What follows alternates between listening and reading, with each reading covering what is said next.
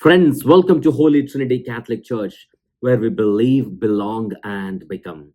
On this 14th Sunday in Ordinary Time, we see Jesus sending out the 72 to every place, to every person, with every plan, to every place, to every person, with every plan of the gospel.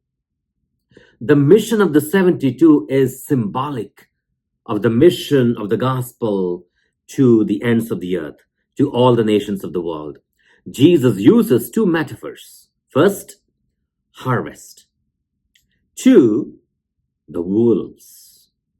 Harvest refers to the mission of God, which is abundant, suggests that there is plenty of work to do, plenty of evangelization.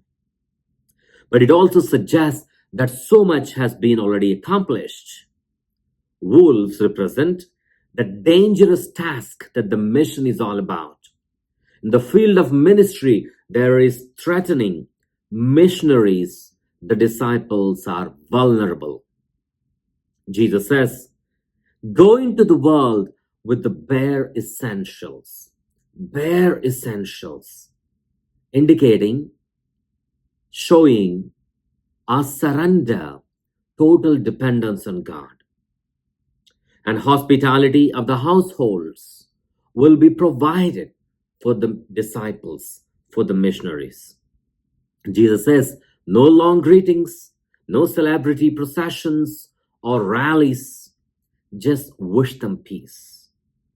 No celebrity processions. Peace is an attitude of the one who is welcoming the reign of God, the kingdom of God. Wish them the peace of the kingdom of God. And when they come back returning, rejoicing, Jesus treats them with respect and with a caution. What you accomplished is not what you and what is all about you. It is what God has done through you. God has done through you in the mission, in the field out there, for those people, to every person, to every place, with every plan of the gospel. In this missionary mandate and the journey, cross is indispensable. Mission and the cross are deeply connected. And if you and I have anything to boast about, only the cross. The cross is all we want to boast about, and the cross of Christ, because cross makes all things new. Cross reorders our priorities, refreshes our identities, opposes the standards of the world. And it is the cross that makes us authentic disciples.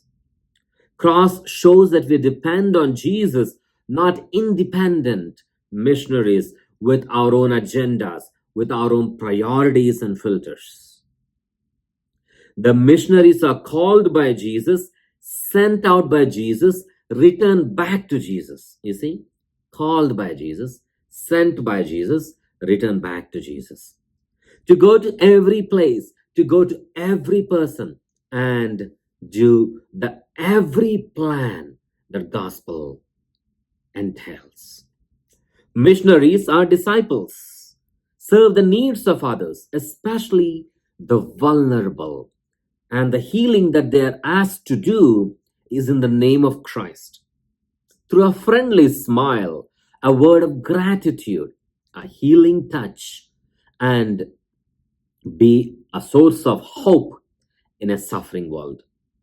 Cast away the demons of our culture, in our classrooms, in our playgrounds, of our poverty and of our oppression. Cast away the demons of the culture. And all this is done by the disciple and the missionary through the sign of the cross. As Paul says in the second reading, if you and I have anything to boast, let us boast about the cross of Christ. Because disciples are marked by the sign of the cross, the sufferings are inevitable, indispensable.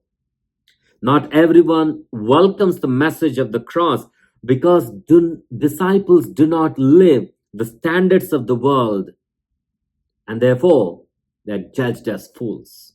and are seen as opposition to the standards of the world, rejected by the world, and therefore the disciples, missionaries, first face persecution. In other words, cross sets all things right. And therefore, as disciples, as missionaries, let us boast in the cross of Christ. And the first reading beautifully presents us the results of those who do the task of evangelization with the cross of Christ, and gives us a glimpse of what can happen when things are set right with the cross of Christ. Things are not set right with our own agendas and our filters and priorities and plans. Things are set right in the world and the kingdom of God only through the cross of Christ. Only when the missionaries are taken seriously. What happens then?